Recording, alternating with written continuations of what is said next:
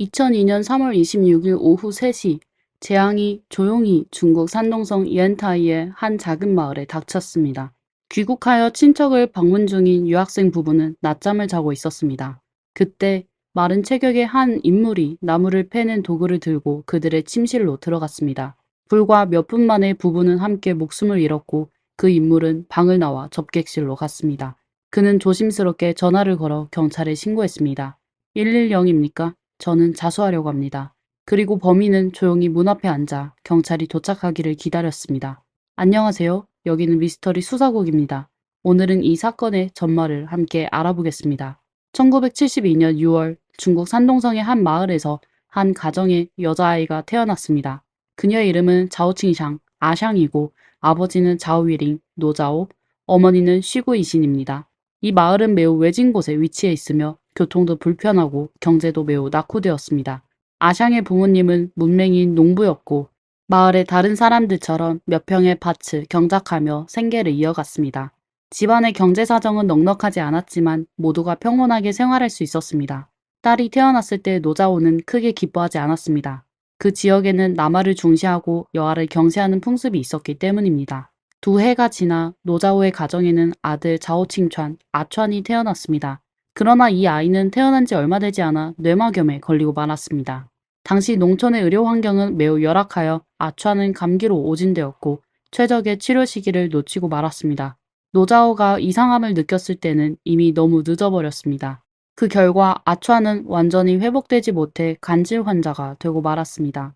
아촨의 불행은 그의 미래뿐만 아니라 이 가정의 모든 사람의 삶을 바꿔놓았습니다. 간질 환자는 평소에는 정상인과 같아 보이지만 발작이 일어나면 의식을 잃게 됩니다. 그래서 아촨은 가족의 세심한 보살핌이 필요했고 끊임없이 발생하는 의료비는 원래 많지 않은 집안의 돈을 빠르게 소진시켰습니다. 노자오는 아들만 중요하게 여겼고 딸에게는 관심조차 주지 않았습니다. 그는 어린 아들을 더 잘 돌보기 위해 2살 된 아샹을 자신의 어머니에게 맡겼습니다. 그는 아내와 함께 아들 아촨을 온 마음을 다해 돌보았습니다. 아샹은 초등학교에 입학할 때가 되어서야 집으로 돌아올 수 있었습니다. 노자오는 딸에게 방과 후 집안의 농사일을 돕게 했습니다. 집안의 모든 저축은 막내 아들의 의료비로 사용되었습니다. 이 기간 동안 아샹은 부모의 냉담함과 무관심을 느꼈습니다. 조금이라도 잘못하면 매와 꾸지람이 기다리고 있었죠. 그때 아샹은 꼭 공부를 열심히 해서 이 작은 산골 마을을 떠나 부모님을 자랑스럽게 만들겠다고 결심했습니다. 아샹은 농사일을 하면서도 틈틈이 공부를 했습니다. 그녀의 성적은 매우 우수했고 집안의 벽에는 상장이 가득 붙어 있었습니다. 하지만 아무리 노력해도 아버지는 여전히 그녀를 중요하게 여기지 않았습니다. 노자오는 여자아이는 글을 읽을 줄 알고 문맹이 아니면 충분하다고 생각했습니다. 계속 공부하는 것은 집안의 돈을 낭비하는 것이라 여겼죠. 또한 여자가 커서 시집가면 집안에 아무런 도움이 되지 않는다고 여겼습니다. 1987년 아샹은 마을에서 1등으로 중학교를 졸업하고 마을에서 가장 좋은 고등학교에 입학 통지서를 받았습니다. 하지만 노자오는 그 당시 일부 마을 사람들이 광동성으로 가서 공장에 취직해 매년 집으로 많은 돈을 보낸다는 이야기를 들었습니다. 그래서 그는 딸이 학교를 그만두고 집안 살림에 보태기 위해 돈을 벌었으면 좋겠다고 생각했습니다. 그러나 친척들과 친구들은 아샹이 매우 똑똑하고 성적도 항상 우수하다고 생각했습니다. 장차 대학에 진학하면 졸업 후 국가에서 일자리를 배정받아 바로 지도자급 인물이 될 것이라고 여겼습니다. 노자오는 비록 견문이 짧았지만 이러한 이익과 손실을 이해할 수 있는 현명한 사람이었습니다. 그리하여 아샹의 인생은 친척들의 지지 아래 그녀가 기대했던 방향으로 계속 발전할 수 있었습니다. 그녀는 모두의 기대를 저버리지 않고 고등학교에서도 열심히 공부하여 매번 우수한 성적을 거두었습니다. 동생 아촨은 몸이 원래 좋지 않았고 부모의 지나친 사랑으로 공부에 전혀 관심이 없었습니다. 그는 당시 마을의 대부분의 아이들처럼 중학교를 졸업한 후 시골에서 일을 찾아 돈을 벌기 시작했습니다. 1990년 18살의 아샹은 마을에서 첫 번째 여자 대학생이 되었고 그녀는 중국의 명문대학인 텐진의 난카이 대학교 화학과에 합격했습니다. 마을 사람들은 이 소식을 듣고 모두 노자오에게 축하의 말을 전하며 그가 아이를 잘 키웠다고 칭찬했습니다. 그들의 말대로 좋은 날이 곧 올 것이라고 했지만 노자오는 전혀 기쁘지 않았습니다. 집안의 돈 대부분이 아들의 병 치료에 쓰였기 때문에 딸의 학비를 감당할 수 없었습니다. 그러나 노자오는 깊이 고민한 끝에 딸의 학업을 지원하기로 결심했습니다. 사실 노자오는 매우 아쉬워했습니다. 만약 대학에 합격한 사람이 아들이었다면 그는 이렇게 고민하지 않았을 것이죠. 안타깝게도 아들은 이미 학교를 그만두었습니다. 현실은 매우 냉혹했습니다. 노자오의 농사 수입으로는 가족을 부양하기도 어려웠고 이제는 아샹의 학비까지 마련해야 했습니다. 그들 가족은 절약하며 살아야 했습니다. 노자오는 농사일이 없을 때 아들을 데리고 공사장에 가서 벽돌을 나르며 돈을 벌기도 했습니다. 아샹은 집안 형편이 얼마나 어려운지 알았기 때문에 돈을 아끼려고 했습니다. 대학 4년 동안 한 번도 집에 가지 않았습니다. 그녀는 먼저 장학금을 신청했고 학업을 마치는 동시에 학교 밖에서 과외를 했습니다. 모든 노력은 집안의 부담을 줄이기 위해서였습니다. 아샹은 매일 매우 바빴지만 학업 성적은 떨어지지 않았고 오히려 계속 우수했습니다. 그래서 대학 마지막 2년 동안에는 집안의 지원이 필요하지 않았고 오히려 약간의 돈을 저축하여 집으로 돈을 보낼 수 있었습니다. 힘든 4년의 대학 생활 동안 아샹은 운 좋게도 사랑을 찾았습니다. 웨이비는 텐진에 사는 남학생으로 아샹과 같은 반 친구였습니다. 아샹과 오랜 시간 교류하면서 웨이비는 그녀의 강인함과 낙천적인 성격에 매료되어 열렬히 그녀에게 다가갔습니다. 처음에 아샹은 웨이빈의 감정을 받아들일 생각이 없었습니다. 그녀의 집안 형편이 좋지 않았고 연애할 시간도 없었기 때문입니다. 하지만 웨이비는 포기하지 않고 계속 아샹의 곁을 지켰습니다. 아샹이 어려움에 처할 때마다 웨이비는 항상 그녀를 걱정하고 지원해 주었습니다. 두 사람은 함께 많은 힘든 시간을 보냈습니다. 결국 웨이빈의 진심이 아샹의 마음을 움직였고 두 사람은 마침내 연인이 되었습니다. 시간은 빠르게 흘러 두 사람은 곧 졸업을 앞두고 있었습니다. 그들은 졸업 후 바로 취업을 할지 아니면 학업을 계속할지 중대한 선택의 기로에 놓였습니다. 아샹은 전혀 망설이지 않고 후자를 선택했습니다. 웨이빈도 여자친구와 마찬가지로 학문적으로 더 나아가고 싶어 했습니다. 두 사람은 서로 격려하며 결국 함께 난카이 대학교 고분자 화학과 대학원에 합격했습니다. 입학 통지서를 받은 순간 두 사람은 꽉 껴안으며 세상에서 가장 행복한 연인이 되었습니다. 하지만 아샹이 아버지 노자오에게 자신이 대학원에 합격했다는 소식을 전했을 때 아버지는 화를 냈습니다. 그는 여러 번 전화를 걸어 딸을 꾸짖고 설득하며 빨리 취직해서 돈을 벌어 가정을 부양하라고 했습니다. 노자오는 자신이 딸의 4년간의 대학 생활을 지원하기 위해 최선을 다했으며 더 이상은 집안이 버틸 수 없다고 했습니다. 특히 동생 아촨의 병이 계속 재발하고 있어서 의료비도 계속 증가하고 있었습니다. 노자오는 이렇게 오랜 세월 동안 딸을 키워왔으니 이제는 딸이 가정의 부담을 덜어줘야 한다고 생각했습니다. 사실 노자오의 마음속에는 또 다른 걱정이 있었습니다. 그는 딸이 취직하지 않으면 몇 년 후 결혼하고 아이를 낳으면 집에 돈을 보낼 가능성이 더 줄어들 것이라고 염려했습니다. 하지만 아버지의 극심한 반대에도 불구하고 아샹은 대학원 진학의 기회를 포기하지 않았습니다. 그녀는 아버지에게 대학원에 다니는 동안 집안의 돈을 한 푼도 쓰지 않겠다고 말했습니다. 또한 그녀는 앞으로 반드시 동생을 돌보겠다고 맹세하면서 집안은 걱정하지 않아도 된다고 했습니다. 노자오는 딸이 결심을 굳히는 것을 보고 어쩔 수 없이 아샹이 텐진에 남아 공부를 계속하는 것을 허락했습니다. 아샹은 부모님을 안심시키기 위해 매년 대학원 장학금 중 일부를 집으로 보냈습니다. 이 때문에 아샹의 대학원 생활은 학부 시절보다 더 고되었습니다. 다행히 남자친구 웨이빈의 집안 형편이 좋아 그는 경제적으로 항상 아샹을 도와주었고 그녀를 불평 없이 돌봐주었습니다. 웨이빈은 성격이 성실하고 정직하며 그의 부모님도 열심히 노력하는 아샹을 매우 좋아했습니다.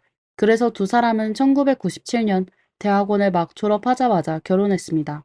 결혼식은 텐진에서 열렸고 모든 비용은 웨이빈의 부모님이 부담했습니다. 하지만 노자오는 이에 매우 화가 났습니다. 자신이 키운 딸이 집안에 돈을 벌어주지도 못하고 다른 집의 사람이 되어버렸다고 생각했습니다. 노자오는 핑계를 대며 딸의 결혼식에 참석하지 않았고 결혼식 비용도 전혀 지원하지 않았습니다. 사실 노자오의 불만은 이뿐만이 아니었습니다. 마을의 관습에 따르면 딸을 시집 보낼 때 신부 측은 결혼 예물을 받게 되지만 그는 결혼 예물을 전혀 받지 못했습니다. 아샹과 웨이비는 유학을 계획하고 있었습니다. 1997년 우수한 성적을 가진 아샹은 미국 텍사스 테크 대학교에서 전액 장학금을 받아 박사과정을 밟기로 했습니다. 딸의 유학 통지서를 받은 노자오는 매우 실망했습니다.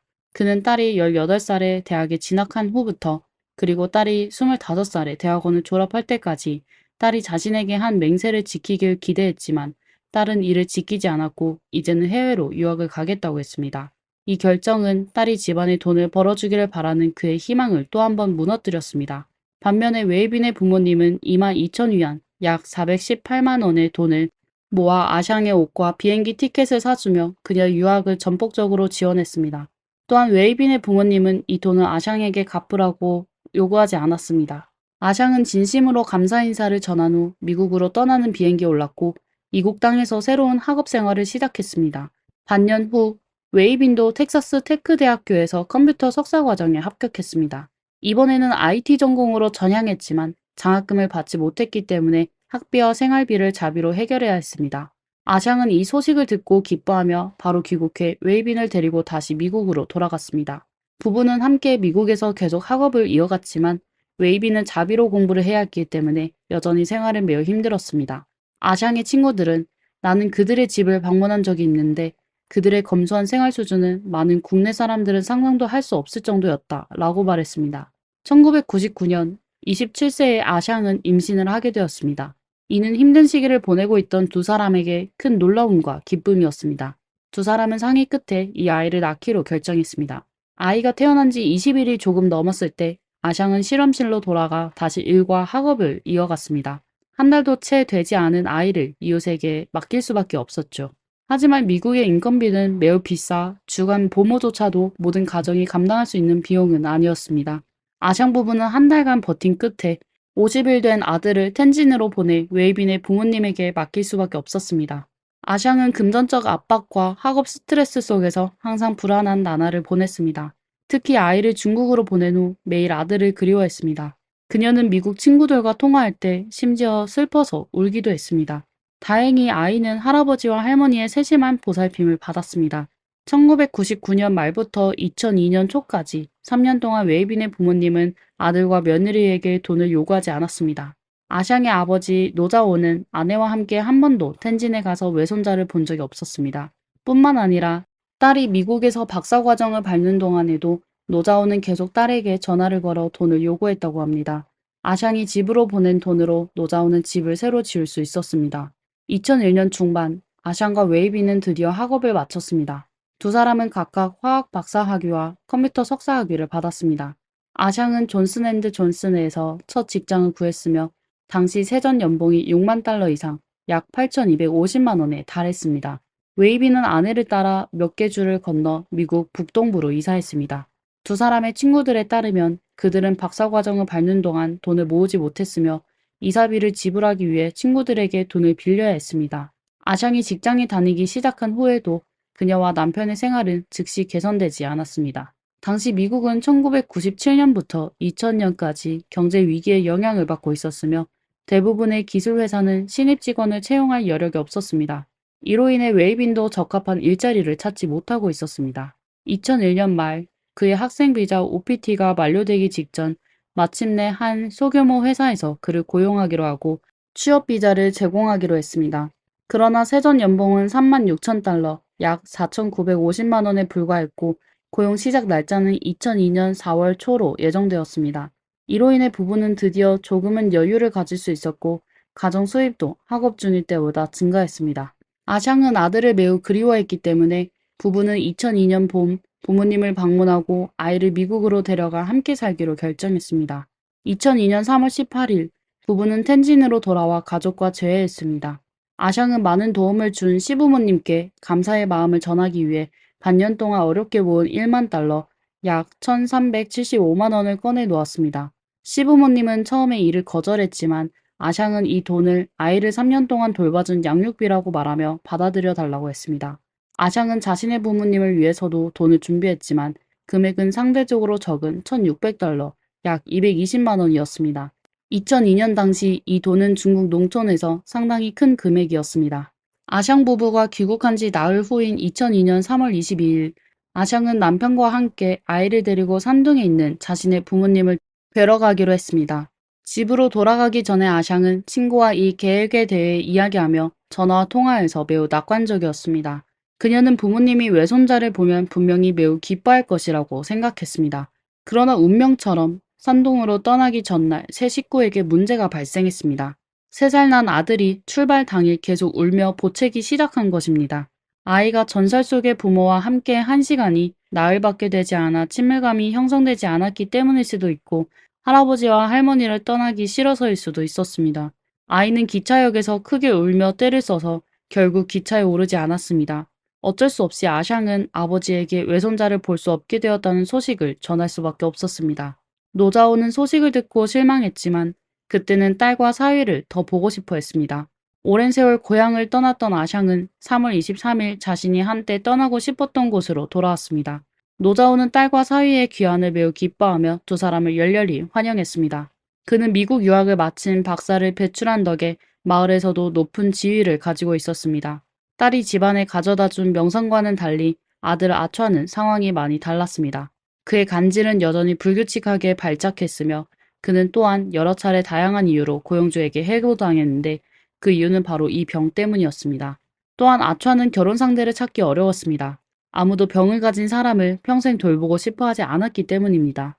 당시 28세였던 그는 마을에서 유명한 독신남이었습니다. 노자오는 결심했습니다. 아들이 30세가 되기 전에 꼭 결혼 상대를 찾아주겠다고 말입니다. 그래야만 조씨 가문에 후계자가 생길 수 있기 때문이었습니다. 딸이 집에 돌아오자마자 노자오는 급히 요구사항을 제시했습니다. 그는 딸에게 8만 위안, 약 1,500만 원을 내놓으라고 했습니다.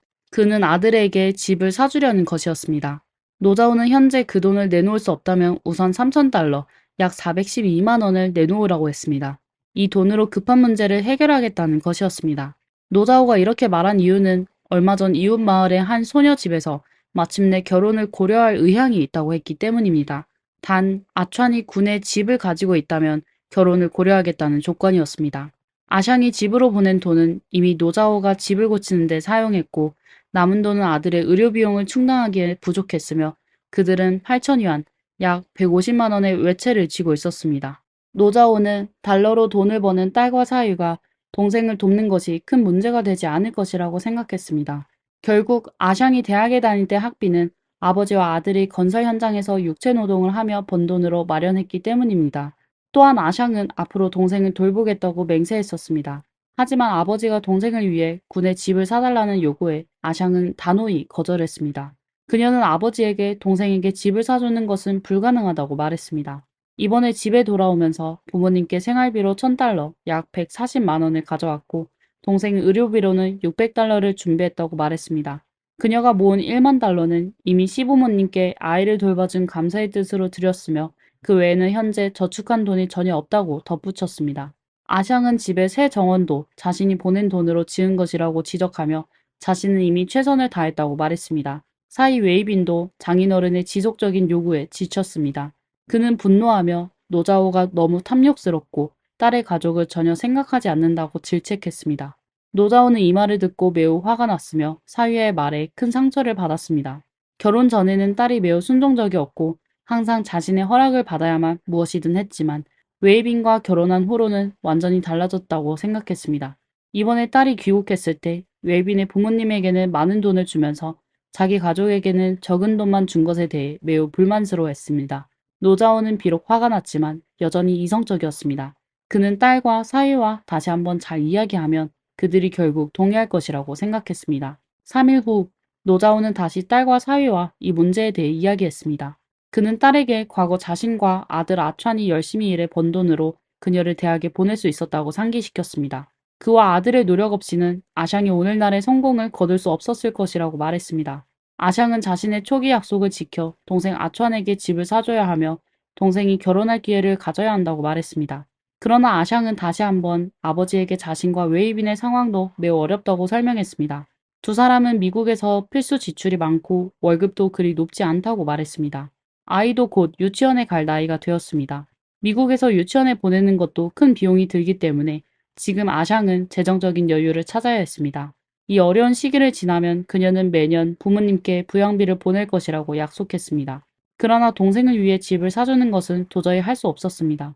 노자오는 이 말을 듣고 책임을 회피하는 것이라고 생각했습니다. 딸이 이전에 했던 가족을 부양하고 동생을 돌보겠다는 맹세가 모두 거짓말이었다고 느꼈습니다. 자신의 딸이 남편을 만나고 나서부터 부모와 동생을 더 이상 중요하게 여기지 않는다고 생각했습니다. 노자오는 사위 웨이빈을 더욱 미워하게 되었고 웨이빈이 딸을 나쁘게 만들어 그녀가 말을 듣지 않게 되었다고 생각했습니다. 2002년 3월 26일 오전 노자오는 아내 시구이신에게 마지막으로 딸을 설득하라고 했습니다. 아샹과 웨이빈이 오후에 기차를 타고 고향을 떠날 예정이었기 때문입니다. 하지만 시구이신도 딸을 설득하지 못했습니다. 노자오는 자신이 평생 가장 두려워하던 일이 일어나고 있다고 생각했습니다. 아들 아촨이 결혼하지 못하게 될 것이라고 말입니다. 마음속의 분노가 그를 마지막 이성까지 잃게 만들었습니다. 오후 3시쯤 노자오는 도끼를 들고 딸과 사위의 침실로 들어갔습니다. 낮잠을 자고 있던 두 사람에게 30번 이상 연속으로 공격을 가했습니다. 마을 사람들에 따르면 아샹의 얼굴은 심하게 훼손되어 복구할 수 없을 정도였다고 합니다. 2002년 7월 4일 중국 산둥성 옌타이시 중급 인민법원에서 노자오 사건이 개정되었습니다. 법정에서 웨이빈의 어머니는 울면서 노자오에게 왜 그렇게 잔인했는지 물었습니다. 판사 역시 노자오에게 범행 동기를 물었습니다. 노자오는 그 순간까지도 전혀 후회하는 기색이 없었습니다. 그는 자식들이 커서 내 요구를 충족시켜주지 못한다면 그들이 살아있어도 소용없다고 말했습니다. 노자오는 딸이 너무 많은 공부를 하도록 한 것을 후회한다고 했습니다. 학교 교육이 그녀의 머리를 나쁘게 만들었고 아버지의 말을 듣지 않게 했으며 동생도 돕지 않게 만들었다고 주장했습니다. 옌타이시 중급 인민법원은 현장에서 판결을 내렸습니다. 피고인 노자오는 극도로 이기적이며 사고방식이 뒤떨어져 있다고 했습니다. 딸과 사위가 미국에서 일하고 있다는 이유로 두 사람이 집안의 모든 어려움을 해결해줘야 한다고 생각했으며 그의 바람이 충족되지 않자 악한 마음을 품었다고 했습니다. 그의 행위는 고의적인 상해죄를 구성하며 범행 수단이 특히 잔인하고 결과가 매우 심각하다고 했습니다. 이 사건은 사회에 악영향을 미쳤으며 법에 따라 엄하게 처벌해야 한다고 했습니다. 노자오는 자수한 정황이 있었으나 경감 처벌을 받을 수 없었습니다. 결국 노자오는 사형을 선고받았으며 원고에게 경제적 손해배상금으로 1만 위안, 약 190만 원을 지불하라는 판결을 받았습니다. 판결문이 내려진 후 아샹의 외삼촌과 동생 아촨은 추가로 상소하여 아샹의 유산, 즉 웨이빈의 부모가 받은 1만 달러를 분할해달라고 요구했으나 법원은 그들의 요구를 기각했습니다. 사건 후 법원 직원이 아샹 부부의 유품을 정리할 때 돌아가는 비행기 티켓 외에는 약 140만 원에 해당하는 1000달러만 남아 있었습니다. 두 사람은 미국에서도 다른 재산이 없었습니다. 2002년 10월 28일 노자오는 산둥성 자오유안시에서 사형이 집행되었습니다. 사건의 영향이 컸기 때문에 노자오의 아내인 54세의 시구이신과 아들 아촨은 사건 발생 후 고향을 떠나 본명을 숨기고 성 근처에서 집을 빌려 살았습니다. 몇 년 전 한 기자가 시구이신을 찾아냈는데 당시 그녀는 한 가죽 공장에서 일하고 있었습니다. 아촨은 직업이 없었고 그 후로 두 사람의 소식은 더 이상 전해지지 않았습니다. 이 이야기에서 노자오의 비이성적인 행동은 새 가정을 파탄으로 몰고 갔습니다. 아샹 부부의 아들은 태어난 지 50일 만에 부모와 헤어졌고 다시 만났을 때는 영원한 이별이었습니다. 웨이빈의 부모님은 너그럽고도 너그러웠지만 결국 아들을 잃게 되었습니다. 두 노인은 평생 동안 이 슬픔에서 벗어나지 못할 것입니다. 노자오 자신은 자신의 행동으로 생명을 잃었을 뿐만 아니라 아들 아촨이 결혼하고 자녀를 가질 기회를 더욱 잃게 만들었습니다. 이 이야기에서 가장 비참한 인물은 당연히 아샹입니다. 그녀는 전 반생 동안 아무도 사랑해주지 않았고 항상 열심히 공부하며 자신을 사랑하지 않는 집을 떠나기 위해 노력했습니다. 결국 그녀는 가족 때문에 목숨을 잃게 되었습니다. 웨이빈은 자신의 감정으로 아샹을 감동시켰지만 결국 아내를 구할 수 없었습니다. 이상으로 이번 영상의 모든 내용을 마치겠습니다. 이번 사건에 대해 여러분은 어떤 생각을 가지고 계신가요? 댓글로 의견을 남겨주세요. 제 채널을 좋아하신다면 좋아요와 구독도 잊지 말아주세요. 여기는 미스터리 수사국입니다. 다음 영상에서 다시 만나요. 오스틴은 텍사스주의 정부 소재지로 세계 라이브 음악의 수도로 불립니다. 이곳의 밤문화는 매우 활기차기로 유명합니다. 그러나 2022년 5월 11일 몇 발의 총성이 이 활기찬 도시를 놀라겠고 언론은 모두 이곳에 주목을 했습니다. 단지 친구 집에서 하룻밤을 보내려고 했던 안나 모리스 윌슨이 왜 붉은 피 속에 쓰러져 있었을까요? 안녕하세요. 미스터리 수사국에 오신 것을 환영합니다. 지금부터 사랑과 증오가 얽힌 이 이야기에 함께 빠져들어 보겠습니다. 2022년 5월 11일 수요일이었습니다. 프로 사이클리스트인 모리아는 다가오는 경기에 참가하기 위해 오스틴에 왔습니다. 이날 오후 5시 30분경 그녀는 역시 프로 사이클리스트 친구 콜리 스트링랜드와 수영을 하기로 약속했습니다. 운동을 마친 후 두 사람은 함께 식사를 했습니다. 식사 중에 콜린의 여자친구인 케이틀린 암스트롱이 여러 번 전화를 걸었지만 콜린은 전화를 받지 않았습니다. 식사 후 콜린은 자신의 오토바이를 타고 모리아를 그녀가 임시로 머무는 친구의 집으로 데려다 주었습니다. 오토바이가 메이플 애비뉴에 멈춘 후 모리아는 차에서 내려 두 사람은 그곳에서 헤어졌습니다. 당시 모리아의 친구는 집에 없었기에 그녀는 전자잠금장치에 일회용 비밀번호를 입력하여 집에 들어갔습니다. 그녀가 비밀번호를 입력할 때 친구의 휴대폰에는 알림 문자 메시지가 도착했는데 당시 시간은 저녁 8시 36분이었습니다. 모리아를 내려준 후 콜린은 여자친구 케이틀린에게 문자 메시지를 보낸 뒤 오토바이를 타고 집으로 향했습니다. 모리아가 무사히 집에 들어간 후에도 외식 중이던 그녀의 친구는 서둘러 집으로 돌아가지 않았습니다. 거의 밤 10시가 되어 그녀는 자신의 집으로 돌아왔습니다. 그러나 문을 열고 들어갔을 때 그녀는 친구의 따뜻한 인사소리를 듣지 못했고 집안은 이상하게 조용했습니다. 친구는 불길한 예감을 느끼고 모리아의 흔적을 찾기 시작했고 욕실 문을 열었을 때 그녀는 눈앞에 끔찍한 광경에 비명을 질렀습니다. 모리아는 바닥에 누워 있었고 머리와 몸통에서는 멈추지 않는 붉은 피가 흘러나오고 있었습니다. 타일 바닥에는 큰 흔적이 남아 있었는데 그뿐만 아니라 욕실 벽에도 많은 피가 튀긴 흔적이 있었습니다. 모리아의 가슴은 아무런 움직임이 없었고 친구의 부름에도 아무런 반응을 보이지 않았습니다. 친구는 놀라서 경찰에 신고했고 전화 교환원의 안내에 따라 심폐소생술을 시도했습니다. 그러나 안타깝게도 응급구조대가 최대한 빠르게 현장에 도착했지만 모리아는 이미 숨을 거두었습니다. 그녀는 머리에 2번 총을 맞았고 복부는 1번 총에 맞았습니다. 욕실에서 발견된 총격잔에는 그녀가 이러한 이유로 사망했음을 증명했습니다.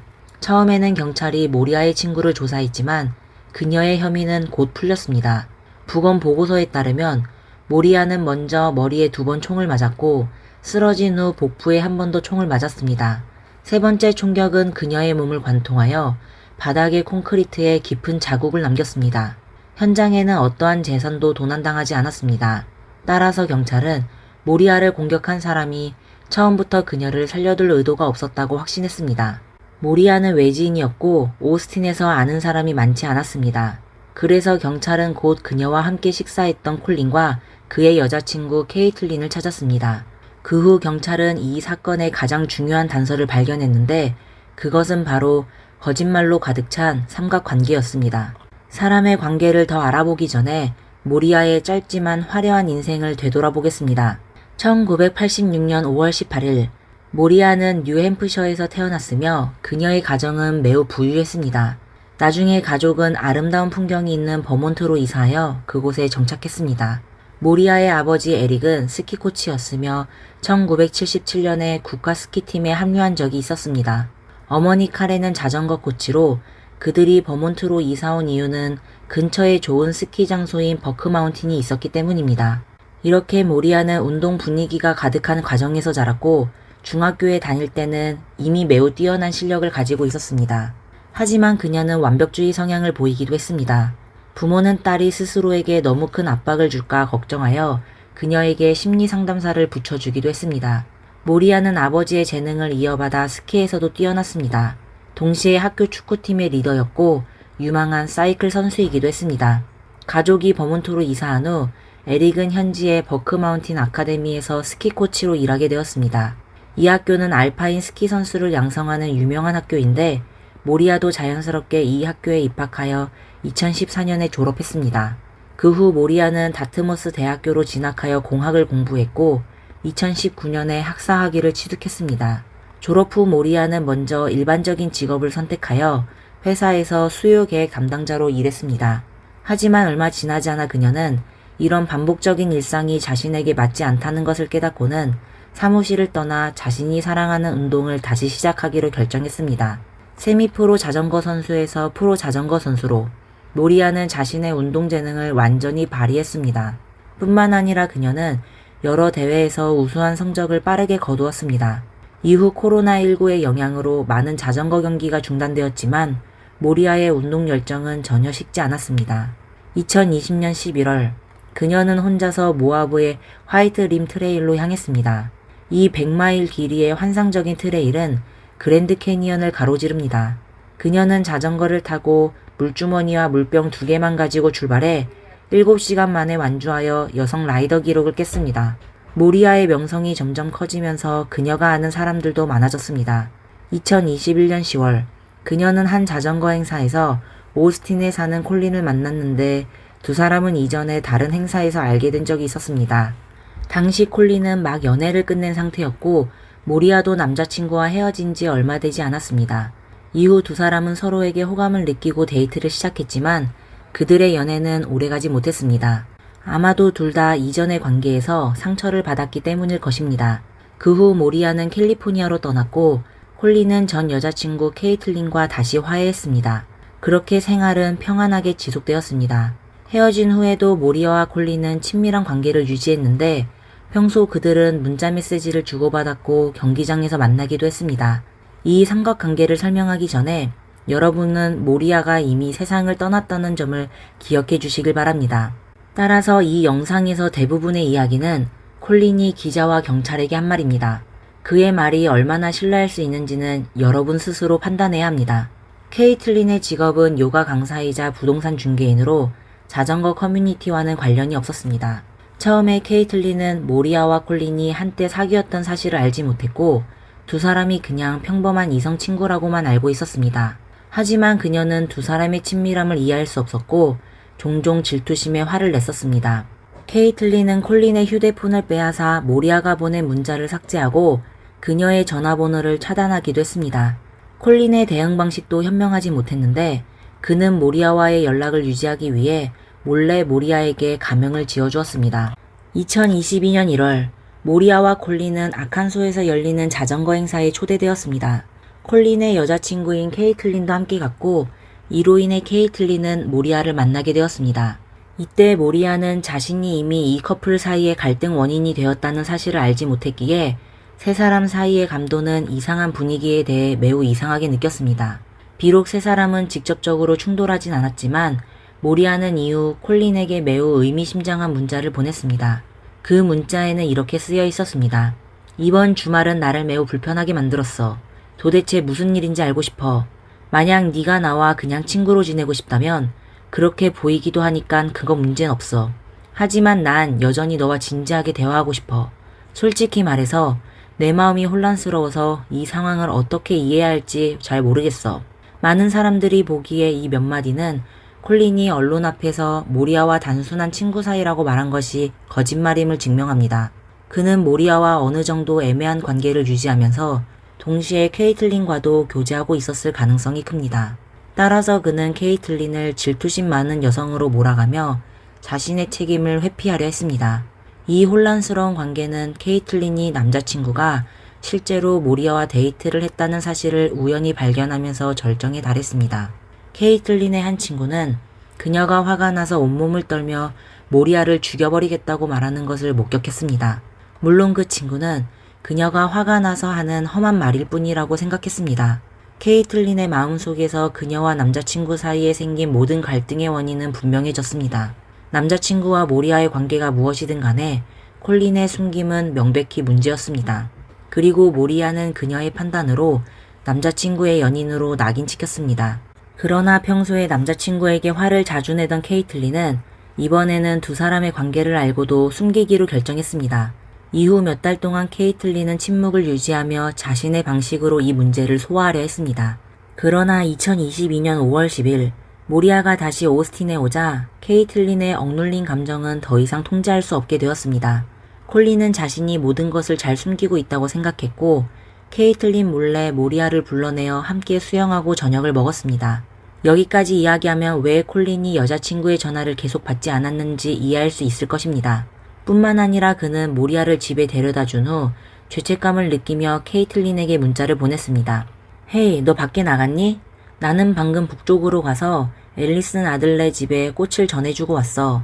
그러다가 휴대폰 배터리가 나갔어. 너 뭔가 먹으러 갈래? 안 그러면 집으로 돌아갈게. 콜린은 이동한 케이틀린이 스트라바라는 앱을 이용하여 그의 움직임을 관찰하고 심지어 차를 타고 몰래 따라왔다는 것을 알지 못했습니다. 이 앱은 야외 활동 애호가와 자전거 선수들 사이에서 매우 인기가 있습니다. 그들은 주로 이 앱을 사용하여 자신의 훈련 계획과 외출 경로를 기록합니다. 또한 이 앱은 다른 온라인 친구들의 위치도 확인할 수 있었습니다. 이 앱을 이용해 케이틀린은 남자친구의 거짓말을 쉽게 간파하고 그가 실제로 있었던 장소, 즉 모리아가 임시로 머물고 있는 집 근처로 추적했습니다. 이후 일어난 일은 여러분이 이미 짐작할 수 있을 것입니다. 경찰은 이웃의 감시 카메라에서 한 영상을 발견했습니다. 5월 11일 저녁 8시 37분, 모리아가 집에 도착한 지 얼마 되지 않아 한 대의 검은색 지프 그랜드 체로키가 옆길을 지나 모리아의 집 앞에 멈춰섰습니다. 이 차의 몇 가지 특징이 케이틀린의 차와 일치했는데 차 뒤에 자전거랙, 지붕의 루프랙, 그리고 차창등이 그랬습니다. 경찰은 수색 영장을 발부한 후 거의 동일한 차량을 발견했을 뿐만 아니라 집에서 범행 도구로 추정되는 물건도 발견했습니다. 범행 현장에 남겨진 총격 잔해와 이 도구가 사용된 흔적이 기본적으로 일치했습니다. 흥미로운 점은 이 도구를 케이틀린이 직접 구매한 것이 아니라 콜린이 그녀에게 선물한 것이었습니다. 이후 이 도구는 두 사람의 집에 계속 보관되어 있었습니다. 케이틀린은 사용법을 배우기 위해 동생과 함께 사격장에도 갔었습니다. 경찰은 이러한 증거를 바탕으로 케이틀린을 공식적으로 신문하기로 결정했습니다. 그러나 케이틀린이 경계심을 갖지 않도록 경찰은 모리아 사건을 직접 언급하지 않고 그녀의 과거 범죄 기록을 이용해 불러냈습니다. 알고 보니 케이틀린은 한 진료소에서 $600, 약 83만 원 상당의 미용 주사를 맞았습니다. 그러나 결제할 때 신용카드를 차에 두고 왔다고 말하며 결제를 피했습니다. 경찰은 이 범죄를 이용해 체포영장을 신청했고 쉽게 그녀를 경찰서로 소환할 수 있었습니다. 처음에 케이틀린은 매우 여유로웠습니다. 그러나 경찰이 그녀의 지난 24시간 동안의 행적과 모리아 사건과의 관계성을 물었을 때 그녀의 신체 언어가 뚜렷하게 변했습니다. 그녀의 표정은 즉시 굳어졌고 말도 거의 하지 않았으며 혼란스럽고 경계하는 모습으로 앉아 있었습니다. 케이틀린은 자신의 행적을 설명하려고 시도했지만 경찰이 보여준 감시카메라 영상 앞에서 그 거짓말은 바로 드러났습니다. 경찰의 증거 앞에서 케이틀린은 합리적인 설명을 할 수 없다는 것을 인정했습니다. 동시에 그녀는 두 손을 가슴 앞에 교차하고 시선을 피했습니다. 이는 경찰이 자신들이 올바른 용의자를 찾았다는 확신을 더욱 굳히게 만들었습니다. 경찰이 세 사람의 감정 관계를 의도적으로 반복해서 언급하자 케이틀린의 공격성은 점점 강해졌고 결국 그녀는 떠나겠다고 했습니다. 여기까지 이야기를 들은 여러분은 의문을 가질 수 있습니다. 케이틀린이 아직 계획적인 상해죄로 기소될 수 없다 하더라도 이전에 무전취식 체포 영장만으로도 그녀를 경찰서에 계속 머물게 할 수 있었을 텐데 왜 쉽게 놓아주었을까요? 사실 이것은 사건 중 경찰이 저지른 실수 때문입니다. 체포 영장을 신청할 때 경찰의 실수로 영장에 기재된 생년월일이 경찰 데이터베이스에 있는 생년월일과 일치하지 않았습니다. 이것은 케이틀린이 합리적인 이유로 안전하게 경찰서를 떠날 수 있게 해주었습니다. 이후 경찰은 즉시 새로운 체포영장을 신청했으며 이번에는 계획적인 상해 혐의로 기소했습니다. 5월 17일 새로운 체포영장이 순조롭게 발부되었습니다. 하지만 경찰서에서 나온 범인이 집에서 경찰이 다시 잡으러 올 때까지 기다리고 있을 리가 없겠죠? 케이틀린은 경찰이 체포영장을 신청하는 동안 몇 가지 일을 했습니다. 5월 13일, 즉 케이틀린이 경찰서로 나온 다음 날, 그녀는 사건에 연루된 차량을 현지 암시장에서 $12,200, 약 1,680만 원에 저렴하게 팔았습니다. 5월 14일에는 공항 감시 카메라에 케이틀린이 포착되었습니다. 그녀는 먼저 오스틴에서 휴스턴으로, 이후 휴스턴에서 뉴욕 라구아디아 공항으로 이동했습니다. 도망자가 경찰의 추적을 피하기 위해 사람이 많은 뉴욕으로 숨는 것은 확실히 좋은 선택이었을 것입니다. 이후 케이틀린은 뉴욕에서 4일 동안 사라졌습니다. 5월 18일 뉴요크 공항의 감시 카메라에 그녀의 모습이 포착되었지만 공항 시스템에는 그녀의 이름으로 구매된 항공편이 전혀 없었습니다. 즉 그녀는 완전히 사라진 것이었습니다. 물론 경찰이 완전히 단서를 놓친 것은 아닙니다. 그들은 케이틀린이 뉴욕에 도착한 지 얼마 되지 않아 자신의 이름이 아닌 크리스틴 암스트롱이라는 이름으로 새로운 신분증을 신청한 것을 발견했습니다. 이는 그녀의 여동생의 이름이었습니다. 처음에는 경찰이 그녀의 여동생에 대해 주목하지 않았지만 케이틀린의 이 행동은 크리스틴이 사건의 돌파구가 될 수 있음을 깨닫게 했습니다. 경찰은 케이틀린이 뉴욕에 있다는 사실을 확신하게 되었습니다. 케이틀린이 뉴욕으로 도망친 지 얼마 되지 않아 그녀의 여동생이 이곳에서 신분증을 신청했다는 사실이 우연일 리가 없기 때문입니다. 이에 따라 케이틀린에 대한 수배력이 전국적으로 발부되었고 주요 뉴스 플랫폼에도 오르기 시작했습니다. 경찰은 케이틀린이 뉴욕에서 신분 정보를 등록할 때 캠프 헤이븐이라는 외딴 야영지 주소를 사용한 것을 발견했습니다. 따라서 경찰은 케이틀린이 그곳에 숨어있을 가능성이 높다고 추측했습니다. 6월 15일, 경찰은 케이틀린을 약 한 달 전에 캠프 헤이븐에서 보았다는 제보를 받았습니다. 그때는 그녀가 뉴욕에 막 도착했을 시기였습니다. 제보자는 케이틀린이 혼자가 아니었다고 말했고, 이는 경찰이 크리스틴을 떠올리게 했습니다. 조사 결과 크리스틴이 캠프 운영회사의 직원임을 발견했습니다. 즉 케이틀린이 사라진 4일 동안 여동생의 도움을 받아 캠프에 숨어 있었을 가능성이 높았습니다. 케이틀린이 뉴요크 공항에 예도적으로 나타나 경찰을 혼란스럽게 하려 했을 수도 있습니다. 그래서 경찰은 캠프를 일시적으로 폐쇄하고 이 제보의 진위를 확인한 후 크리스틴을 찾았지만 케이틀린을 발견하지 못했습니다. 2022년 6월 29일 케이틀린이 도망친 지 43일이 지난 시점에 코스타리카 현지 경찰의 협조로 미국 경찰은 산타 테레사의 한 호스텔에서 케이틀린을 찾았습니다. 당시 케이틀린은 가명 아리를 사용하여 요가 강사로 일자리를 구하려 하고 있었습니다. 그녀는 심지어 성형수술을 받고 새 삶을 시작하려 했습니다. 금발을 짙은 색으로 염색하고 코성형을 하여 이전과 매우 다른 모습이었습니다. 처음에 코스타리카 경찰은 이 호스텔의 시설과 위생 상태를 점검하려고 방문했었는데 경찰은 케이틀린을 보자마자 여권을 확인하겠다고 요구했습니다. 케이틀린은 여권을 다른 호텔에 두고 왔다고 거짓말하며 넘어가려 했습니다. 그녀는 경찰에게 가짜 이름을 말했지만 경찰은 곧 그 이름으로 입국 기록이 없다는 것을 발견했고 더 많은 질문을 던졌습니다. 결국 케이틀린은 포기하고 본명을 말했고 곧 체포되었습니다. 경찰은 케이틀린의 집에서 그녀가 출국할 때 사용한 여권을 발견했습니다. 이 여권은 그녀의 것이 아니었으며 이것이 뉴요크 공항에 그녀의 코스타리카행 항공 기록이 없는 이유를 설명해 줍니다. 경찰은 이 여권의 주인이 누구인지 공개하지 않았지만 여권 주인과 케이틀린이 매우 가까운 관계임을 밝혔습니다. 이 사람이 누구일 가능성이 높은지는 여러분이 추측해 보시길 바랍니다. 그 외에도 경찰은 케이틀린이 성형수술을 받은 영수증을 발견했으며 비용은 6,300달러, 약 870만 원에 달했습니다. 케이틀린은 도피 중 거의 주변 사람들과 소통하지 않았다고 전해집니다.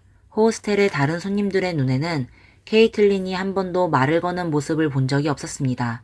그녀는 항상 늦게까지 자고 거의 하루 종일 호스텔에 머물렀고 모두가 잠든 후에야 밖으로 나갔습니다. 경찰에게 케이틀린의 43일간의 도피 생활에서 가장 놀라운 점은 그녀의 효율성이었습니다. 그녀는 여러 번 비행을 했고 항공권과 도중의 경비를 이미 준비한 것처럼 보였습니다. 또한 그녀는 다른 사람의 신분증을 쉽게 얻을 수 있었습니다. 만약 아무도 그녀를 돕지 않았고 신분증을 그녀가 즉흥적으로 훔친 것이라면 그 또한 현실성이 없어 보입니다. 결국 케이틀린이 모든 것을 미리 계획했다면 왜 사건 후에 급하게 자신의 차를 팔았을까요? 또한 왜 공항의 감시 카메라 위치를 미리 파악하지 않아서 카메라에 그대로 찍혔을까요? 이는 그녀가 이미 누군가를 해칠 계획을 가지고는 있었지만 이후의 도피 계획은 제대로 고려하지 않았다는 것을 시사합니다. 그녀는 주변 사람들의 도움으로 성공적으로 도망칠 수 있었습니다. 그녀를 도운 사람이 누구인지 관련 자료가 없지만 그녀의 여동생 크리스틴일 가능성도 배제할 수는 없습니다. 케이틀린이 송환된 후 1급 계획적 상해 혐의에 직면했을 때 그녀는 무죄를 주장했습니다. 그녀의 보석금은 350만 달러, 약 48억 원으로 책정되었습니다. 그녀의 아버지 마이크는 언론의 주목을 받으며 카메라 앞에 서서 딸이 무죄라고 주장했습니다. 우리는 너를 사랑해, 케이티. 우리는 함께 이 일을 해결할 거야. 나는 그녀를 이해하고 그녀가 어떻게 생각하는지 알고 무엇을 믿고 있는지 알고 있습니다. 나는 그녀가 그런 일을 저지를 리 없다는 것을 알고 있습니다. 라고 말했습니다. 2022년 10월에 열린 청문회에서 케이틀린은 자신이 무죄라고 거듭 강조했습니다. 그녀는 재판을 열어 배심원단과 직접 대면하기를 강하게 희망했습니다. 그러나 그녀의 변호사는 이렇게 말했습니다. 케이틀린의 확고한 태도와 달리 검찰은 이 사건을 재판에 붙이기를 꺼리고 있습니다. 그들이 가지고 있는 증거가 충분하지 않기 때문입니다. 이전에 케이틀린의 집에서 발견된 총기 도구는 분명 가장 중요한 증거였습니다. 하지만 이 도구에 대한 검사 결과는 그것이 범행 도구임을 완전히 입증할 수 없습니다. 또한 변호사는 경찰의 비전문적인 행동을 비난했습니다. 모리아의 전 남자친구가 범인일 가능성에 대한 심층 조사를 하지 않은 점도 포함됩니다. 변호사는 모리아가 살해된 그날 밤 케이틀린과 콜린의 집이 침입을 당해 파손되었지만 경찰은 이 사건을 조사하지 않았다고 주장했습니다. 그의 관점에서 케이틀린은 경찰의 증거에 의해 법정에 선 것이 아니라 경찰과 언론이 여론을 이용해 그녀를 모함했다고 말했습니다. 케이틀린의 변호인 측이 계속해서 여러 가지 신청을 제기한 탓에 원래의 재판 날짜가 여러 번 연기되었습니다. 재판은 최소 2번 연기된 후 2023년 10월 30일로 결정되었습니다. 2023년 11월 16일 2주간의 재판 끝에 배심원단은 케이틀린이 1급 상해죄에 해당한다고 판단했습니다. 다음 날 그녀는 90년형을 선고받았습니다. 모리아를 기리기 위해 윌슨 가족은 모리아 윌슨 재단을 설립하여 건강한 생활과 지역사회 건설을 촉진하고 있습니다. 버몬트주 북부에 있는 킹덤 트레일즈는 윌슨 가족에게 매우 신성한 곳으로 그곳에 모리아를 기리기 위해 모리아의 오름이라는 이름의 산책로가 만들어졌습니다. 이상으로 이번 사건의 모든 내용을 마치겠습니다. 이 사건에 대해 여러분은 어떤 생각을 가지고 계신가요? 댓글란에 여러분의 의견을 남겨주세요. 지금까지 미스터리 수사국이었습니다. 다음 영상에서 또 뵙겠습니다. 감사합니다. 2017년 11월 25일 토요일 저녁, 추수감사절이 지나고 미국 전역의 도시들은 화려한 휴일 분위기로 가득했습니다. 뉴욕시 퀸즈의 거리도 네온 사인이 번쩍이는 가운데 플러싱 40번 가는 뉴욕 차이나타운의 다소 허름한 거리로 자리 잡고 있었습니다. 그 길 양 옆에는 중국 음식점, 잡화점, 그리고 어두운 방으로 이어지는 계단들이 늘어서 있었지만 아무도 10명의 경찰로 구성된 특별 작전팀이 이곳에서 임무를 수행하고 있을 줄은 예상하지 못했습니다.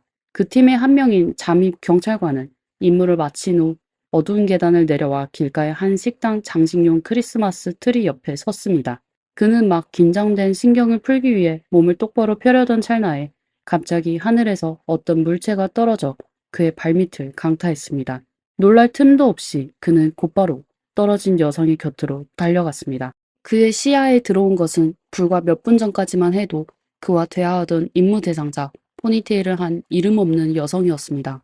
이후 뉴욕시 사법조사와 시민들의 뉴욕주 사법개혁 요구 속에서 이 여성의 죽음은 경찰의 마사지 업계에 대한 사법 집행 규정에 많은 영향을 미쳤습니다. 안녕하세요. 미스터리 수사국에 오신 것을 환영합니다. 오늘은 여러분과 함께 이 포니테일 무명 여성 사건과 그 사건이 미친 영향을 되짚어 보도록 하겠습니다. 송양은 1979년 중국 랴오닝성의 한 외딴 마을에서 태어났습니다. 그녀에게는 3살 어린 남동생 송해가 있었으며 남매는 아버지 송시귀와 어머니 시위메이와 함께 농작물 재배 일을 해왔습니다. 부모님의 눈에 송양은 매우 능숙한 일꾼이었습니다. 농사일 뿐만 아니라 그녀는 굴착기를 이용해 근처 강에서 건축용 모래를 파고 그 모래를 판매한 이익을 남기기도 했습니다. 이러한 성실함과 사업 수완 덕분에 1990년대에 이르러 송양의 가정은 어느 정도의 재산을 모을 수 있었습니다. 랴오닝의 겨울은 극도로 추웠기에 봄은 자연스럽게 생명력이 넘치는 계절로 느껴졌습니다. 그래서 송양은 나비 표본 수집에 빠지게 되었습니다. 나비에 대한 사랑으로 송양은 가끔 자신의 위챗 프로필 사진으로 나비 사진을 사용하기도 했습니다. 아마도 그녀는 자신의 인생이 나비처럼 화려하고 다채롭기를 바랐을지도 모릅니다. 1998년 19살의 송양은 인생의 모험을 시작했습니다.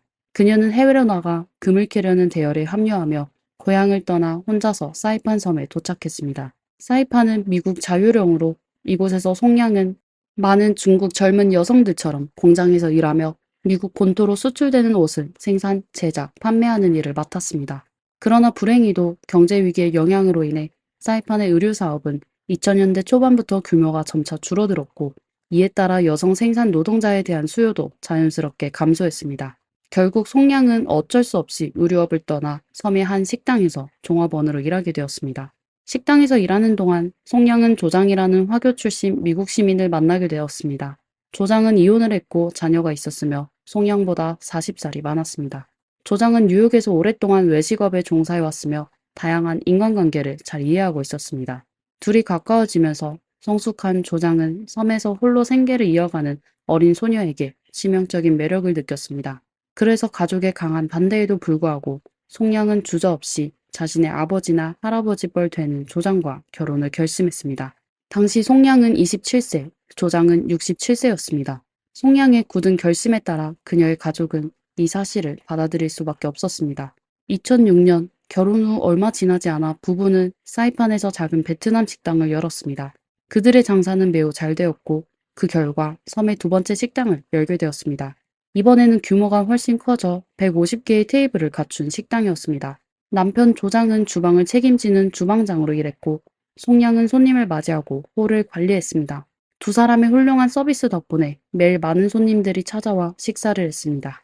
이후 송량의 동생 송해도 사이판으로 이주해 친구와 함께 섬에서 네일아트와 문신가게를 열었습니다. 이들 자매를 보러 사이판에 온 어머니는 딸의 식당 카운터 옆에서 사진을 찍었고 매우 자랑스러워했습니다. 송량과 송해도 큰 성취감을 느꼈죠.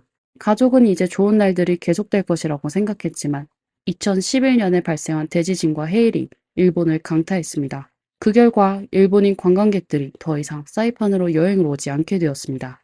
이것은 사이판 경제에 치명적이었죠. 사이판의 관광업은 오랫동안 일본 관광객들이 섬에서 쓰는 다양한 소비에 크게 의존해왔기 때문입니다. 그로 인한 연쇄 반응으로 인해 몇 년 안에 송량의 여러 식당과 송해의 문신 가게는 연이어 문을 닫게 되었고 결국 가족의 수입은 끊기게 되었습니다. 2013년 3월 동생 송해가 고향에서 결혼식을 올렸고 송량도 집으로 돌아와 가족들과 함께 단체 사진을 찍었습니다. 이것이 송량이 가족들과 함께 보낸 마지막 행복한 시간이 되었습니다. 한 달 후 송량은 희망을 품고 비행기에 올라 중국에서 출발해 케네디 공항에 도착했습니다. 남편 조장이 미국 시민이었기 때문에 송량은 임시 결혼 영주권을 받을 수 있었고 공항에 도착하자마자 플러싱으로 가서 남편과 재회했습니다. 그녀는 그곳에서 남편과 함께 다시 외식업에서 성공을 거두기를 바랐습니다. 하지만 희망과는 달리 현실은 매우 냉혹했습니다. 먼저 남편 조장은 이미 70대였기 때문에 더 이상 힘든 주방 일을 할 수 없었습니다. 그 결과 송량이 집안의 유일한 수입원이 되었습니다. 처음에 송량은 한 중국 패스트푸드점에서 종업원으로 일했지만 얼마 지나지 않아 가게는 경영난으로 문을 닫았고 송량은 일자리를 잃게 되었습니다.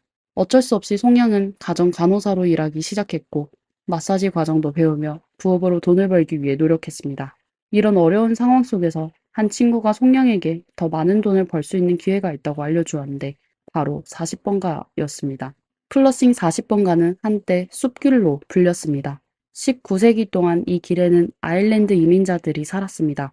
20세기에는 이곳에 자동차 정비소, 전자상점, 그리고 오래된 로마 레스토랑이 있었습니다. 현재 40번가는 차량이 일방 통행로로 길가에는 약 20채의 건물이 있습니다. 대부분은 1980년대나 1990년대에 지어진 3층 또는 4층의 건물로 실용적이지만 외관은 단조롭습니다. 2016년에서 2017년 사이 40번가에는 불법 마사지 업소가 숨어 있었고 이 거리의 주민들과 상인들은 이에 대해 끊임없이 불만을 제기했습니다. 그들은 허가받지 않은 마사지 일을 하는 여성들이 이 지역의 평화로운 생활을 심각하게 방해하고 훼손했다고 생각했습니다. 이 마사지 업소에서 일하는 여성들은 대부분 40대, 50대였습니다. 그녀들은 다양한 지역에서 왔고 배경도 제각각이었습니다. 어떤 이들은 기자 출신이었고 어떤 이들은 청소 일을 했었으며 또 어떤 이들은 공장에서 일했던 여성들이었습니다. 어떤 이들은 가족 회사가 파산하여 막대한 빚을 지게 되었고 또 어떤 이들은 남편의 도박 중독 때문에 어쩔 수 없이 돈을 벌기 위해 나왔습니다. 영업 과정에서 그녀들의 운명은 매우 비참했습니다. 음지에서 하는 일이었기 때문에 그녀들은 합법적인 보호를 받을 수 없었습니다. 대부분 손님에게 강탈당하거나 폭행을 당하거나 강제로 끌려가는 경험을 한 적이 있었습니다. 한 여성은 계단에서 떠밀린 적도 있었습니다. 그러나 생계를 위해 그녀들은 어쩔 수 없이 이를 감내해야 했습니다. 송량은 그렇게 이들 중 한 명이 되었고 스스로 시시라는 이름을 지었습니다. 그녀의 방은 40번가에 있는 한 건물의 4층에 있었으며 그 방은 지나가는 복도와 임시로 설치된 문을 마주하고 있었습니다. 그 문은 노숙자들이 옥상에 올라와 밤을 지내며 소란을 피우는 것을 막기 위해 설치된 것이었습니다. 건물 관리자는 월세가 3,100달러, 약 422만 원이라고 말했습니다. 송양은 매일 매우 열심히 일했고 거의 쉬지 않으려고 했습니다. 영어를 잘하고 나이가 어리며 외모도 아름다웠기 때문에 동료들의 눈에 송양은 매우 경쟁적인 인물로 비춰졌고 종종 다른 사람들의 손님을 먼저 차지하려고 해서 동료들이 불만을 가지게 되었습니다. 40번가에서 만난 남자친구는 송양이 유머 감각이 있다고 말했습니다. 그녀는 종종 남자친구의 의견을 구하기도 했고 자신의 일에서 겪는 위험과 변화에 대해 털어놓으며 이 일을 정말로 싫어한다고 말한 적도 있었습니다. 송양의 부모와 동생은 중국에 있었기 때문에 실상을 전혀 알지 못했습니다. 동생은 결혼 후 아들을 낳았고 가족들은 송양이 치료사로 일하고 있다고 생각했습니다. 송양은 자신의 조카를 매우 사랑했고 한때 SNS에 자신이 이모가 되었다고 자랑스럽게 올리기도 했습니다. 2017년 가을, 송양은 가족들에게 12월에 중국으로 돌아가는 비행기표를 이미 예매했다고 전하며 조카를 처음 만나는 것을 매우 기대하고 있다고 말했습니다. 그녀는 위챗에서 조카에게 이모가 어떤 선물을 가져다 주면 좋겠니라고 묻기도 했습니다. 그러나 안타깝게도 그녀는 그 비행기에 오를 기회를 영원히 놓치게 되었습니다. 오랫동안 지역사회 활동가인 주 씨는 40번가의 몇몇 여성들과 친구가 되었습니다. 그는 때때로 경찰 관련 문제에서 도움을 주기도 했으며 이 여성들의 힘든 이야기를 진지하게 경청하고 그들을 자매라고 불렀습니다. 주 씨는 이 자매들도 각자의 꿈을 가지고 있으며 그녀들이 품고 있는 희망은 미국 영주권을 얻고 충분한 돈을 벌어 더 이상 이런 일을 하지 않는 것이라고 말했습니다. 하지만 경찰이 이 업종을 단속하면서 무허가 마사지 여성들은 종종 체포되었고 이러한 기록은 당연히 그녀들의 영주권 신청에 큰 영향을 미치게 되었습니다. 손해를 줄이기 위해 그녀들은 뉴욕 퀸즈 지역의 인구법원에 출석해야 했습니다. 뉴욕 퀸즈 인구법원은 2003년에 설립되었으며 무허가로 일하는 여성들을 범죄자로 기소하는 대신 피해자로 간주하여 대처하는 것을 목표로 하고 있습니다. 그녀들이 적절한 상담 지원 프로그램을 완료하면 주로 취업 훈련이나 직업 교육을 받게 되며 경찰의 기소를 철회하고 법원 기록을 봉인할 수 있습니다. 송양도 이 법원에 여러 번 출석했지만 그녀는 여전히 과거에 체포된 기록이 그녀의 영주권 신청에 방해가 될까봐 걱정하고 있었습니다. 왜냐하면 그녀에게는 추가적인 문제가 있었기 때문입니다. 2016년 10월 중순, 송양은 경찰의 괴롭힘을 당했으며 친구의 권유로 뉴욕 경찰서에 민원을 제기했습니다. 조사관들은 그녀의 방에서 하루 종일 증거를 찾기 위해 시간을 보냈습니다. 그들은 아파트 주변의 CCTV 영상을 확인한 결과 정장을 입은 건장한 대머리 남자가 계단을 올라가는 것을 발견했습니다. 변호사는 송양에게 체포된 사실이 그녀의 이민 사건에 영향을 미치지 않을 것이라고 확신시키며 경찰과 협력할 것을 요청했습니다. 하지만 송양은 불필요한 관심을 끌고 싶지 않았고 보복을 당할까봐 더 두려워했습니다. 경찰은 CCTV에서 캡처한 흐릿한 남자의 사진을 바탕으로 수백 포스터를 배포했으며 그 결과 의심을 받은 퇴역 법무관이 경찰서에 자수했습니다. 그러나 송양은 이 과정에서 다른 남자를 잘못 지목했고 퇴역 법무관의 DNA 샘플이 송양의 의복에서 수출된 샘플과 일치하지 않으면서 이 사건은 결국 더 이상 진전되지 않았습니다. 2017년 9월 말 송양은 불법 마사지 업소에서 일하다가 세 번째로 체포되었습니다.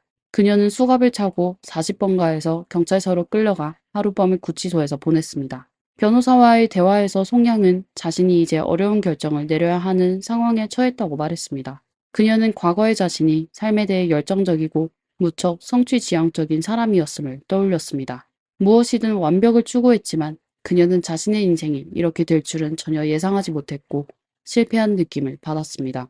2017년 10월 말 송양은 마지막으로 변호사의 사무실을 찾았습니다. 그녀는 몇 주 전에 또 한 번 손님에게 심하게 맞았다고 말했지만 이번에는 경찰에 신고하지 않고 그저 운이 없다고 한탄했습니다. 시간이 흘러 2017년 11월 중순 경찰은 40번가의 한 건물에서 허가받지 않은 활동이 있다는 익명의 신고를 받았습니다. 경찰은 이러한 신고에 이미 익숙해져 있었습니다. 수년간 40번가에 대한 수많은 신고 전화를 받아왔기 때문이죠.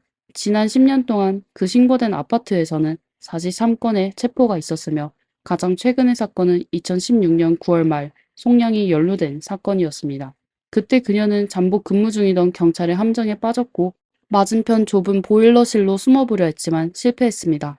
신고를 받은 며칠 후 한 경감과 한 수사관이 그 아파트를 간단히 조사했습니다.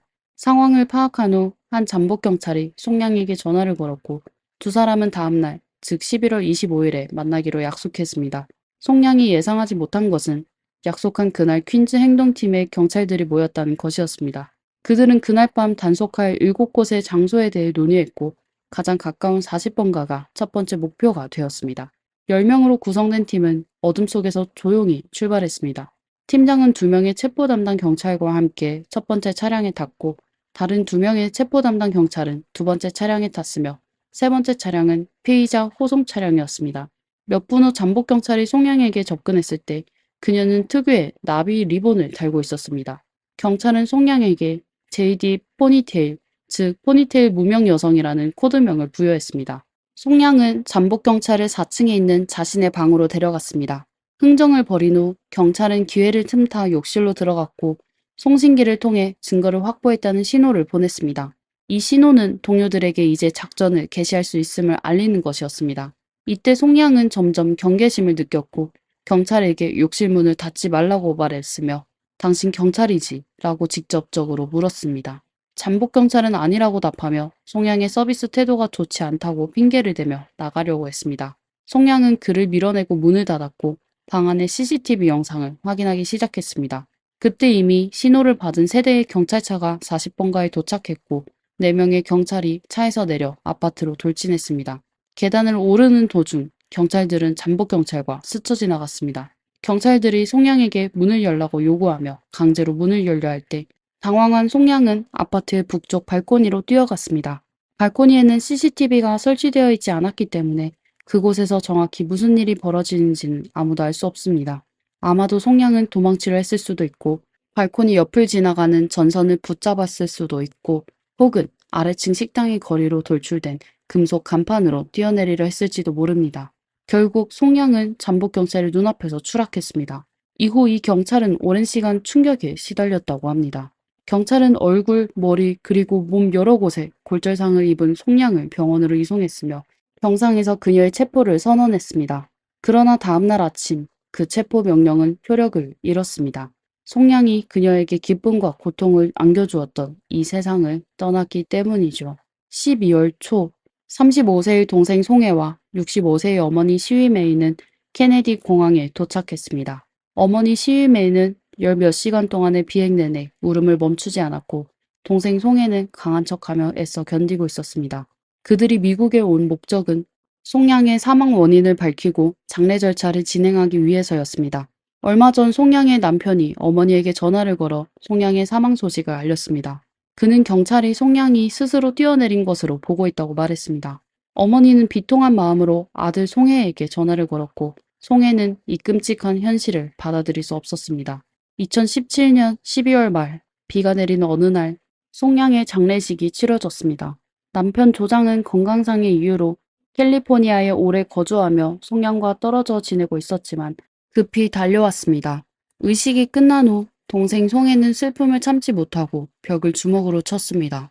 그는 누나의 죽음이 수상하다고 생각했습니다. 얼마 전까지만 해도 누나는 어머니 생일을 맞아 귀국할 꿈에 부풀어 있었고 5살 난 조카와 만날 계획을 세우고 있었습니다. 송혜는 경찰의 설명을 받아들이지 않았고 직접 조사를 시작하기로 결심했습니다. 그는 누나가 생전에 살았던 방을 찾아가고 40번가를 자주 찾아가 주민들과 대화하며 진실을 찾으려고 애썼습니다. 그는 심지어 플러싱 거리 곳곳에 누나의 사진이 담긴 전단지를 붙이며 유용한 정보에는 큰 보상을 하겠다고 약속했지만 별다른 성과를 얻지 못했습니다. 어머니 시위메이는 슬픔 외에도 깊은 걱정에 사로잡혔습니다. 그녀와 아들 송혜는 임시비자를 가지고 미국에 왔기 때문에 가지고 온 적은 현금만으로는 미국에서 얼마나 버틸 수 있을지 불안했습니다. 이후 시위메이는 교회의 구호를 받았고 점차 교회에서 열리는 여러 행사에 자원봉사자로 참여하기 시작했습니다. 예를 들어 무료 식품 배급을 도와주며 이러한 소속감 덕분에 오랜만에 웃음을 되찾았습니다. 교회와 몇몇 비영리 단체의 지원 덕분에 송혜와 시위메이는 매달 $1,000, 약 136만 원을 지불하고 40번가에서 멀지 않은 한 아파트의 작은 방을 임대할 수 있었습니다. 그들은 또한 공동주방에서 음식을 조리할 수 있었습니다. 정식 보고서를 기다리는 동안 송혜는 사건 사진과 법의와 기록을 받았습니다. 사진에서 그는 누나의 얼굴에 변색이 있는 것을 발견했는데 이는 송량이 생전에 누군가에게 맞았을 가능성을 시사했습니다.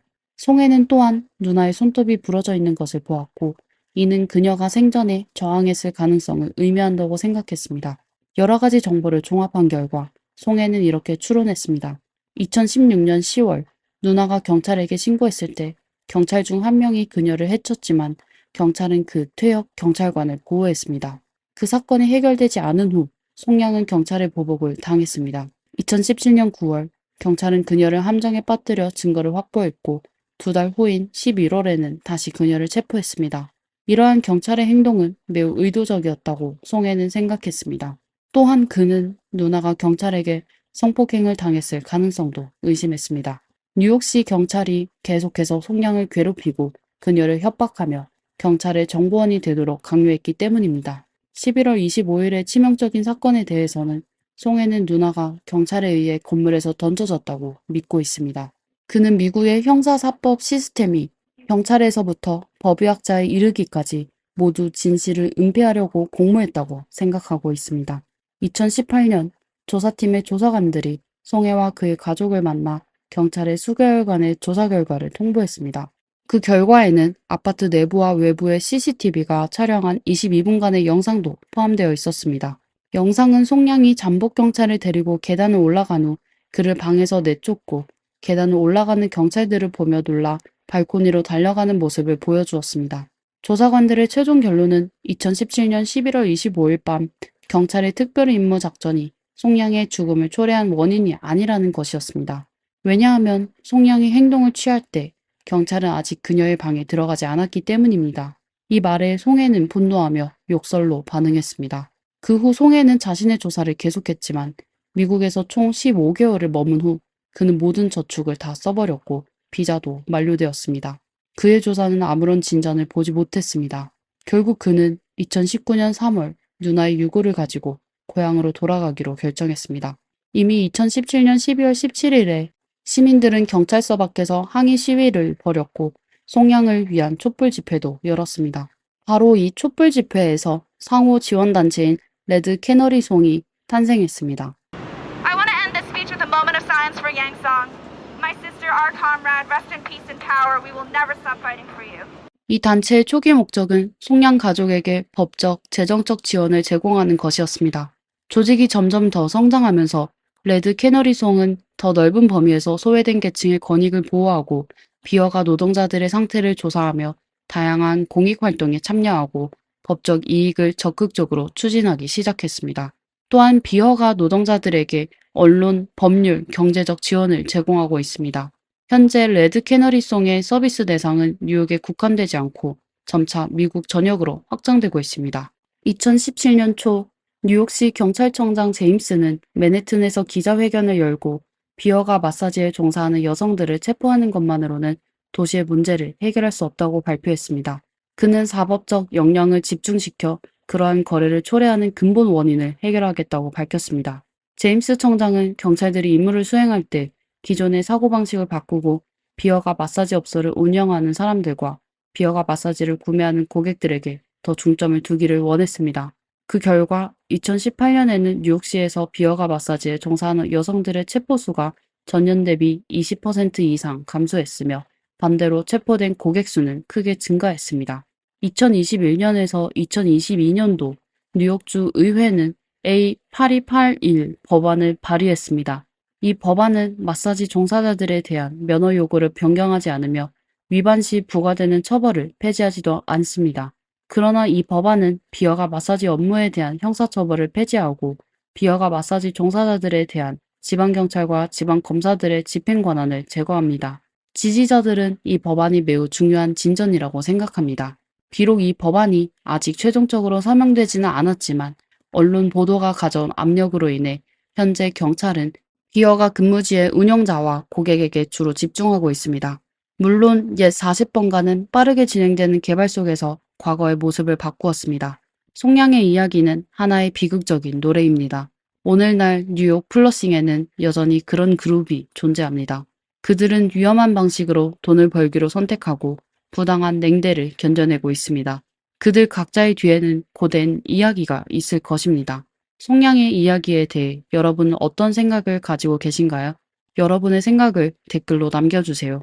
여기는 미스터리 수사국입니다. 채널이 마음에 드셨다면 좋아요, 구독, 댓글 잊지 마세요. 다음 시간에 또 뵙겠습니다.